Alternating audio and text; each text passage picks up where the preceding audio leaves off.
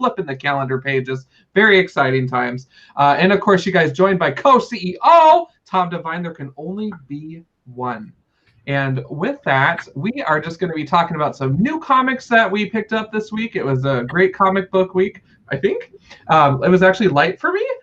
So we'll see how that goes. And I know Tom has some feedback as well. I'm going to let Tom steer the conversation here really quick while your boy does his magic on the keyboard. Like, what is it? Overwatch? What is Barbara's character from Batman? Oracle. Oracle. Yeah, Oracle. Here you go. I'm going to be Oracle for a second. Exactly. You're the guy behind the chair. You know, it's like in Spider-Man, and he's like, I'm the guy behind the chair. Yeah, you are, man. I mean, you got to have a good technical guy. I mean, think of my favorite movie, Dredd. One of the best guys behind the chair ever. He had those special glasses, looking all weird, trapped at the top of the tower, having to do all the hacking. Well, that's Johnny Boy here, okay? John Valentine. He gets right in there. All of a sudden, I mean, a comic book look is shown all the way across the world through this way, that way, this way. Rainbow Comics, comic book look. It's pretty legit. So I'd say thank you, Johnny Boy, for doing that, my man. And absolutely, we got Ken already chiming in, loving all the blue. Very TARDIS. That's right, baby. Just for you, Ken. I just went full TARDIS for you. Call me TARDIS for the rest of the episode, please. But why John is doing that, I told John I had a little rant I wanted to talk about, and it's not so much a rant. It's a huge. I blew it on my end right here, and here's how Tom blew it on this week's comics. As you guys know, we go to Rainbow every Wednesday. We get comics. We read them. We review them. We rate them. We listened to, other YouTube shows talk about comics, and we have all of our favorites. And we're so excited about comics, right? So I have two comics that, along with all the ones I did pick up, there were two other comics that I wanted to get this week. And I knew I wanted to get them beforehand. The creators had been putting them on Instagram and promoting them, and I had plenty of time to tell Rainbow Comics, hey, Rainbow, I want these comics. But do you know what my communication level was on that? 0, because I didn't tell them that I wanted them at all. So, like a damn fool, today just happened to be a super busy day at work where we were launching this really cool product that I am excited about. But I wasn't able to get to the comic shop until after work, and I went and got dinner, and then I brought my daughter, and that's always really fun. But in turn, I, like John, probably got to the comic shop right away this morning. A lot of people are getting there at noon. They get to pick whatever they want. This week I wasn't able to do that. And so because these two comics that I wanted were so hot, by the time I got there, they had both sold out. So on no fault but my own for not requesting these comics sooner, I blame myself, and I did not get I Breathe the Body by Zach Thompson or Raining Hammers or Hammers Like Rain, something like that from Brandon Graham. I've talked about Brandon Graham forever. He did Prophet forever from Image and Multiple Warheads, and this is a new Image book. I am excited. So I communicated. I put it on my pull list. Rainbow got back to me right away and said, hey, we can help you out, but man, these ones are already sold out. And, that's on my bad. But now I have 2 less comics that I'm going to have to go to eBay or put on my list or try to figure out how I'm going to get these, which I guess what I will do is I'll read just the digital version on Comixology. Yep. And then, if I can ever down the line find them at a comic shop, I'll pick them up. There you go. There you go. It happens to the best of us, though, man. And the weeks have been flying by in your defense between work and everything going on in the world and stuff. So it's just Wednesday. And so it's sometimes it's you just got to strap in and buckle up and Yeah, it's Wednesday, right on the Capitol. Wednesday, new president. Hey, sometimes there's some ups and downs. So we're going to meet up right here. Kamala Harris. It's a very interesting year so far, yes. It is. But I do want to say big congratulations to our new leadership. And I know, from a comic book look, Soul, we're not a political show by any means, but I can tell you that we have major love in our heart, and we just want to make sure, or we hope that, and we send this love to our leaders to hope that they can send that love throughout, the world and America, and lead us in positivity. I know me and John would both be extremely happy about that. So that's a little light that we can be seeing today with the takeover of new leadership, and I'm definitely excited to see that. Hopefully we get some more positivity in America and between Americans. So with that being said, we did pick up comic books, even if it was a light week for both of us. We still got some comics. So tell me, John, what did you end up picking up? Well, I have a mighty 5 titles tonight, so definitely we'll just kind of pepper through them a little bit here. First off, I'm going to go the indie route here, so I'm getting off the big 2. You know me, adventurous. I'm going with Boom Studios Power Rangers issue number 3. So still rocking with it.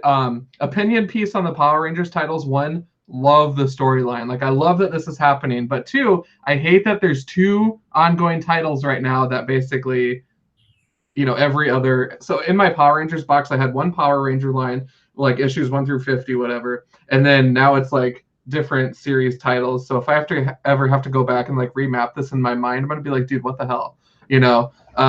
And that to me is a huge filing nightmare. And Tom, I'm really pissed I'm not getting those legacy numbered covers because they're still doing them. I thought it was a one-time thing. I could have had consistent numbering this whole time. Confusion alleviated. Confusion alleviated, but such a weird thing to do, I guess. And with this second title, messing up your file game. I don't know why they're doing it to you, Johnny boy. Yeah. We got a comment here from Mr. Matt of Marbles. That's my Discord name. Marbles repping Cobra, and here I am with 3 G.I. Joes on my shoulder. Well, we're comic book. Look, we're very equal opportunity employers, so we love having people from both sides, both organizations. So this is more of a peace conference. That's right.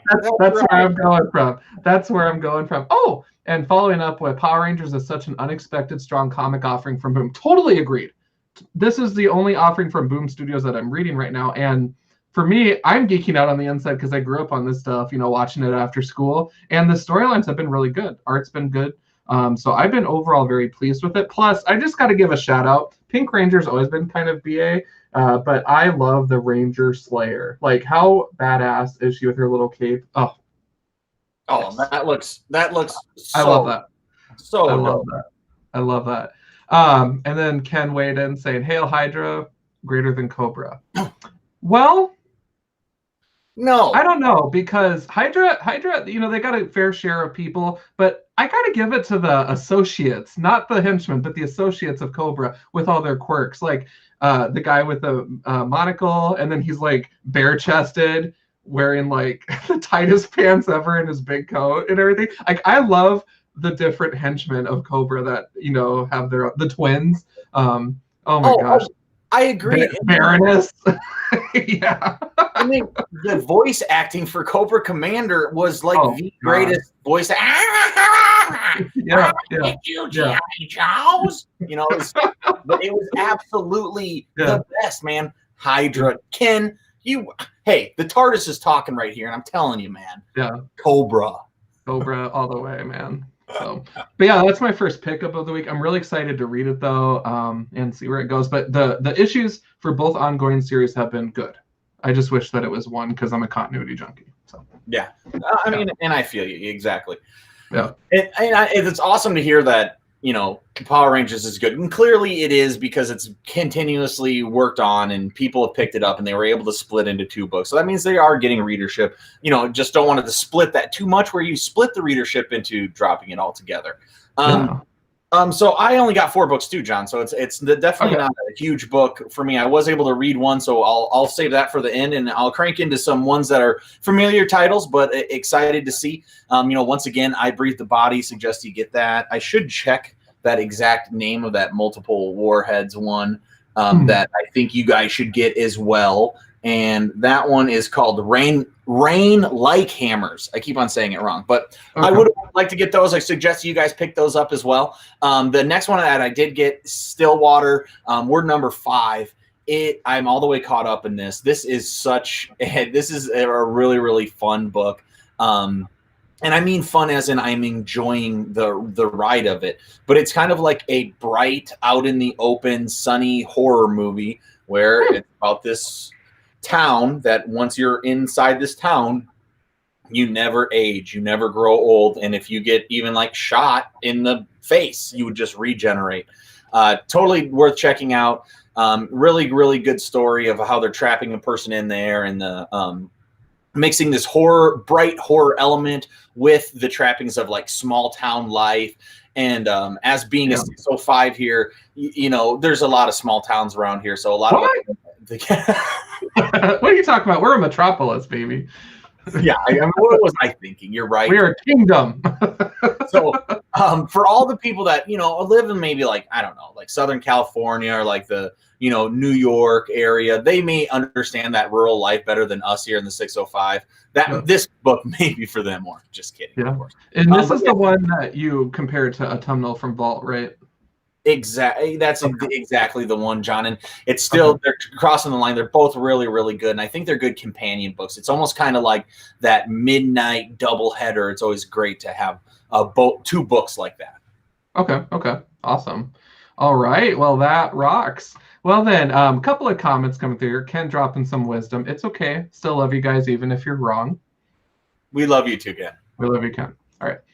And then Matt wrote in, Boom also publishes new favorite book from James Tinian of the Fourth, Something is Killing the Children, which I have seen on shelves. I have not read it personally, but it is definitely something that's intriguing because I am dipping my foot more into some of those horror-based comics. I don't know that Autumnal is like necessarily horror-based, but we haven't gotten very far yet in the story either. I love the ending of issue 4, by the way, made my heart happy. Oh, yeah.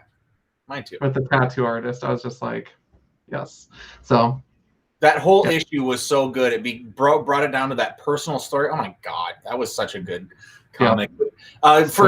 To talk on Matt's comment here, I actually did just finish the first volume of Something is Killing the Children, and I think it's really well done. I think that main protagonist character with the big eyes is just such a cool character for comics, and definitely worth checking out, John. It's in trade. You could get the full trade now. I'm sure you could pick up even the set off eBay for not too much, but definitely to go dig those rainbow back shelves first. Okay. All righty. Well, that's cool. Thank you, guys.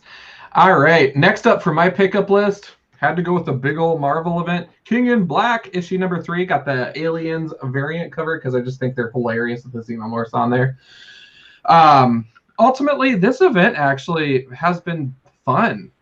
And I thought that, I don't know, like I just kind of like hit or miss. Some of the supplement issues, like the the outer rings, like, oh, this is pertaining to it because we had one symbiote appear, so buy our 3 issues and spend your $12 to $15 on our story.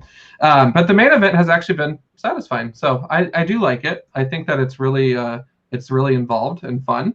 I will say though that I do feel bad that the Marvel heroes are really racking up that PTO. Like, there's never any time off. Yeah, man. You know what I mean? Like, if it's not Galactus falling on Asgard, then it's symbiotes taking over the planet. Oh, maximum carnage or ultimate carnage or whatever we did. Absolute carnage, excuse me. It just feels like, can't we just have like a couple issues of let's go on vacation? Let's do something normal. I don't know. I mean, I would expect that more of like X titles compared to like a Venom or a Spider-Man, but I'm sure Spider-Man's done fun issues like that too. But I mean, do heroes ever get downtime? That'd be my question. I mean, it's a good question. I actually have a serious question for you, John. So do you think that the Avengers PTO rolls over each year, or do they get forced to be paid out at the end of the year? I think that based on they could force payout and they just lose that time. Yeah. But I feel like if there is any sort of payout, I think that it would go towards their costume budget because they shred through those things like crazy. Like the constant refill of Captain America suits and Black Widow accessories, etc. Like you gotta keep it right. So as an organization, I bet that it does roll over, it pays out, but it goes back to the organization. See, that's the common will. Yeah. John, we're hot button issues covered. Okay, we are here to just cover those issues. I'm sure actually that Tony Stark has some sort of a weird replicator and that it just rains money, but we'll see. We'll see. That's a good question, though. It is a good question. Black Rain. All right. I'm glad to see you're having fun, and of course, those other books aren't that great. You know? Brian here. Brian's from a comic book bears. So nice. What's up, Brian? What's up, Brian? Yay. So he is here for more superhero HR exploration of Marvel Comics. Well, Brian, I will definitely bring it. I think I commented a couple of times on Comic Book Bears about, asking some fun questions like that too. Like, how's that PTO policy looking, or that 401k or whatever, So it's kind of fun to marry work-related concepts with it and have some fun with it. You just got to wonder, though, sometimes. I'm like, man, I was telling Tom before the show kicked off, like, it's been a week, and I'm not out there fighting crime every single day and every single issue. So, you kind of are, John. You kind of are. I do save the world each and every phone call. I will agree with that. Yes. Exactly. Next up, I got the Scumbag. I think this is issue 4. Sorry, I thought I was behind. I'm actually not behind then if this is only 4. So this is the Scumbag from Rick Remender. This is the story about really a truly terrible man who has terrible morals, makes terrible decisions, and uses drugs with abandon. And he internally gets a power that is way too powerful for him. And hilarity ensues and fun action ensues. And it's right up Rick Remender's sleeve. And it's totally like, if you're, it's what the 15-year-old, 13-year-old boy, if I read this when I was like 13 to 15, I would have said this was the best comic. It's like really smart, and it actually is lowbrow, but it, I don't know, and now I can just see through that to realize it's just really action-packed fun, and it's just really well done. So yeah, the Scumbag, I'm really excited to crack into this one. Overall, as a series, because you've been reading that now, from the get-go. So if you were to give the series a beer rating so far, how many issues is it? Yeah, it's been 4, so I've read 3. 3 issues. I'd give it a 5 out of 6. I think I gave the first one 5 out of 6, and the second one 4 out of 6, and I didn't really rate the third one. And now I would definitely say, yeah, I mean, it is what it is. It's not trying to be something special. So I totally appreciate it, and I love the dumbness of it and the funness of it. Exactly. You can't take yourself seriously all the time, comic books. Exactly. Come on. All right, Brian writes in, I feel like Hydra might have an overall better compensation package. Dude, totally agreed. Cut one head off of your 401k and 2 appear? Like, that's twice the benefit. I don't know. Plus, I mean, what is their policy on stealing goods on the job? If you're raiding a place, someone's wallet, boom. So there's probably a lot of soft benefits like that. Like, on-the-job theft is encouraged, and I don't know. And I think that's a guarantee, because if we know anything from the real world, that it's private institutions that have better benefits and everything else. Yeah. You work for the man, you ain't getting nothing, dude. Come on. So poor Avengers, they have to have those huge bills. Scarlet Witch, she doesn't have that many powers. She comes in, a few broken ribs, some broken bones. I mean, she's got to pay that out of her, right out of it. And it is her a doctor in network? I mean, these things that Avengers fans don't think about, that they have to live their daily lives through. Yeah. And I feel like Hydra health benefits probably wouldn't exist, because they probably just use experimental serums to heal everything and make things better, or just turn them into corrupted monsters and have them square off against the Hulk in an off issue or whatever. Yeah, you just get an LMD. If a guy's got a flu, you kill him, you replace him with an LMD, and then boom, you just stick him back. Your wife will barely notice. Oh, you're all wrong. Alpha Flight has universal health care. Oh, yeah, Canada. Matt, I love Alpha Flight. Can I do this? I'm gonna move my camera really quick. Matt, you have to see my Alpha Flight wall. This is a thing. That is my Alpha Flight shrine. So I have variant covers, John Byrne stuff, the team poster, some action figures. I freaking love Alpha Flight. So thank you for lifting that up. That makes my life complete. So thank you for that. That's too. And then Ken has some insight here. Ken lives on the internet and knows all the things about Hydra. So let's see. They have a comprehensive bonus package up to 25% of your annual pay. Not bad if you live long enough to get it. That is totally fair. Henchmen, not only that, going to jail, right? I bet benefits stop the moment you go to jail. Yeah, totally. That's a clause. No. So, all right. All right. You guys, I feel like we have definitely solved a lot of the underlying questions that really matter to Marvel Comics. So if they're watching this show, they're going to write a book about all this, and it's going to be great. Clearly. All right, up next on my pull list, you guys, on the X-Men train, we got Cable issue number 7. So on the real, I don't know that I read Cable issue 6, so I don't think that I actually got a copy of that. Like, I think it's sold out or it just didn't come or something. So I might be out of the blue in terms of what's happening. If I recall, he went on a date or is dating one of the Cuckoo sisters, or for Cuckoos. They go by way too many names now. And each one of them has their own personality, which I freaking love. So I kind of want that issue before I read this one. So issue 6, Cable, if anyone has it, send it to me. That'd be great. But definitely, I don't know. Overall, I was really skeptical about Kid Cable. I remember giving him a lot of flack when this character first came out, but I actually really, really like it. And it is a strong part of the whole Krakoa situation. And so very entertaining and just fun to learn more about him. I kind of like him better than the adult version, which is weird because I have the whole X-Force run and New Mutants and stuff. So I don't know. Times are a-changing, Tom. God. Well, it's a bummer you didn't get that book, but yeah, I mean, exactly. Yeah. You'll find it. You'll be able to get that storyline completed, and I do love that you keep reading those side story X titles and finding those real gem X books. Yes. That's so cool. That and Marauders, I know that you. Yes. Oh, love. Next up on mine is switching over to the DC train. The Alan Moore's, rolling in his grave that he's not quite in yet. And we got Rorschach. We got 4. This is, exactly what you expect from Tom King, living in the Watchmen world, following a Rorschach storyline that's involved around a murder. It's just great. It's great. The art is absolutely 10 out of 10 as far as like artistic ability. Now, this isn't always going to be like my favorite style of art. I do really like it. It's just very clean and perfect and shows you exactly what you need to see.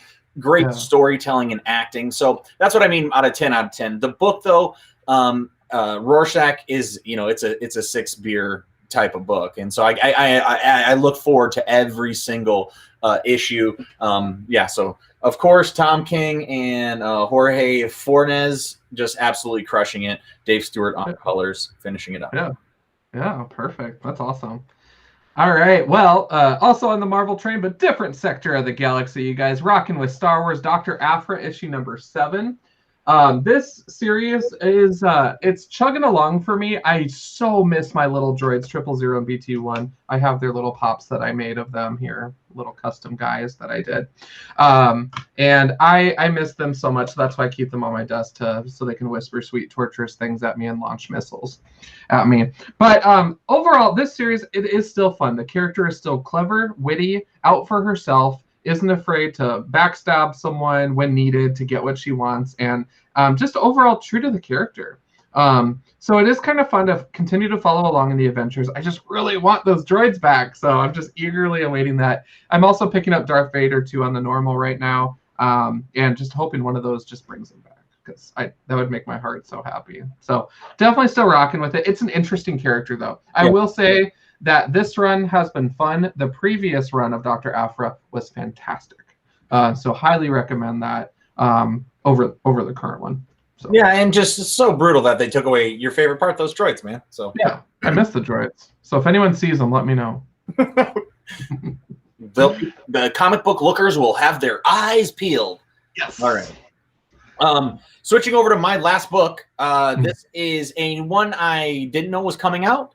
So as when I got to those other 2 books that I didn't get, I knew were coming out. This one I didn't know was coming out, and it's a new book, a number 1 from one of my favorite writers. So we have Crimson Flower, Matt Kent. He is from Mind Management, and he's doing the other book Bang right now, and he did Department H. He wrote some Black Hammer stories, but he just is a really, outside the box thinker and writer, and that's always what I really like in my story. So a lot of times you may be confused and then it comes together later, but it's really, you know, ethereal writing almost, I would say.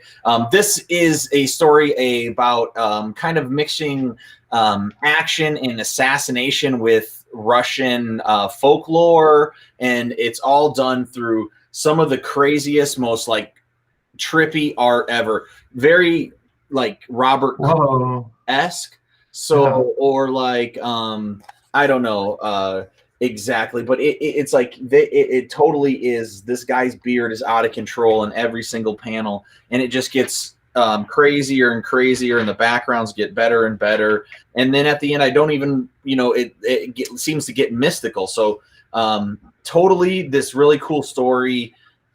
But I wanted to see if I could find this one panel that I just thought was absolutely, I just think you can just tell it's so stylized that it doesn't like get any better than that. Oh, well, I'm not going to keep looking through here, but anyway, I'm so sorry, John. But definitely say Crimson Flower, pick it up, Dark Horse Comics #1, worth taking the shot. And it's not, I mean, if you're looking for a straightforward superhero book, don't pick this up. I mean, you have to be kind of looking for that, you know, weird, quirky, you know, folklore, folktale book, and I'm excited to get it. Awesome. Catching up on comments here. We have a lot of awesome activity here. Hey, James. So Matt has a point there regarding Canadian universal healthcare, and I love Alpha Flight. So James, I'll have to show you the Alpha Flight wall sometime. It is an absolute joy of mine. I love it, love it, love it. And then, Tom, this is so cool. Matt Murdoch writes, I've been subscribed to you guys since the Inveterate Media Junkies days. Just came back to YouTube, and it's awesome to see the show is still on. So holy smokes, that would have been what? 8 years ago. 8 years ago. Thank you so much for coming back and checking us out again. Yes, we are still going strong, doing our thing. So thank you, Matt, for tuning in. That's awesome. All right. Some things never change. Some things never change. That's right. Me and John still pick up comics, and we still talk about them on YouTube for a decade. So my final title, also on the X-Men train, but rocking with X-Force issue 16. So overall, this has been another one that's been a lot of fun, very aggressive in terms of the content in the book, and I love it. It just really turns it up a notch. So it's kind of the pepper, if it was Salt and Pepper, like the fluffy books like Cable and some of the other ones that talk more about like the personal relationships and stuff. This definitely just gets down to it, like the rough topic. So typical X-Force being that covert squad taking on those tasks. They're right there with Hellions in a lot of ways of taking on the tough jobs, I guess. And it's just really in its own lane as a book, though. And I freaking love that. This whole catalog that's going on right now with the Krakoa stuff. I mean, Tom, every book I'm enjoying. And I was so scared that some of these would let me down. And for me, I'm just like, yes, give me more. So I have my House of X, Powers of X, or Powers of 10, whatever, short box that starts with those #1 issues, House of X, Powers of X, and then I have all these series afterwards in order because they have miniature reading lists in the back. So everything is in order. So I follow these little dudes, and that is how it is filed. So that way, if I ever want to reread, I just start from the beginning of the box and work my way to the end. And yeah, it's amazing, John. And I also think, I mean, at this point with X-Men still going so good after X of Swords, and it's still going well, and it was going well before then. I mean, this is like kind of like the era of good X-Men for the last 2 years, you know, and I don't know how Marvel's doing this. I mean, I'm sure clearly Hickman has a lot to do with it, giving these overall stories, but it's like where he's not controlling all the fun books that John is reading. John is reading all these books that are, you know, he's enjoying to the max. You got to give it to Marvel on this. They definitely have handled X-Men well recently, and they're making their X-Men fans happy. So it's just so cool to see. Yeah, it's just so encouraging, and it's been a minute. It's been a drought, so I'm all in, man. That's why I don't feel bad spending this money, because it's been a minute since I've had an X-Men run where I'm like, this is freaking awesome, you know? So definitely excited to be excited. Matt writes, Tom, I get the impression you might be a RoboCop fan. Have you tried playing as RC and MK11? I have. Yes, I sure have. Isn't that funny? And I think there's Rambo. I haven't played as him, too. So you can do like RoboCop versus Rambo in Mortal Kombat 11, and I need to take advantage of that. I haven't done the Rambo, but yes, I have played as RoboCop. It was, not the coolest thing in the world, but it was still exciting to see him on the screen, of course. And I like Mortal Kombat 11. I'm not very good. Like, even anybody can beat me. Every time anybody picks up them sticks, I'm setting them down as the loser. But I do still enjoy fighting games.